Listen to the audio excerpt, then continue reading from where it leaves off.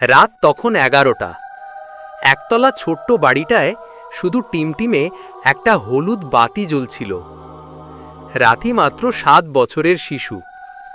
কিছুদিন ধরে তার আচরণে অদ্ভুত পরিবর্তন লক্ষ্য করছিল রাফির মা নাজমা।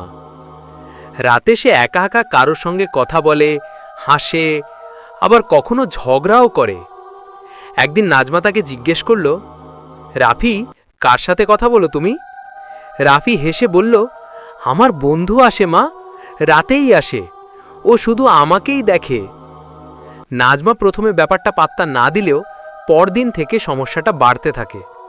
রাফি রাতে ঘুমোতে চায় না, বলে ওকে না দেখলেও রাগ করবে। ভয় পেয়ে নাজমা রাফির ঘরে একটা ক্যামেরা বসিয়ে দেয়। সেই রাতে নাজমা মনিটরে তাকিয়ে থাকে।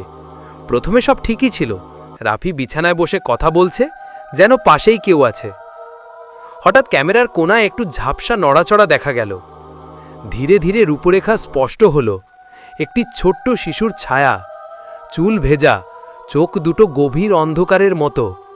ছায়াটি রাফির পাশে এসে বসে, তারপর মাথা কাত করে ক্যামেরার দিকে তাকায়, যেন দেখে ফেলেছে। নাজমা দৌড়ে ঘরে ঢুকে রাফিকে জড়িয়ে ধরে। কিন্তু আশ্চর্যের ব্যাপার, সেখানে আর কেউই ছিল না, না ছায়া, না অন্য কেউ। শুধু চারিদিক কাঁপা কাঁপা ঠান্ডা হাওয়া যেন ঘর ভরে রেখেছিল।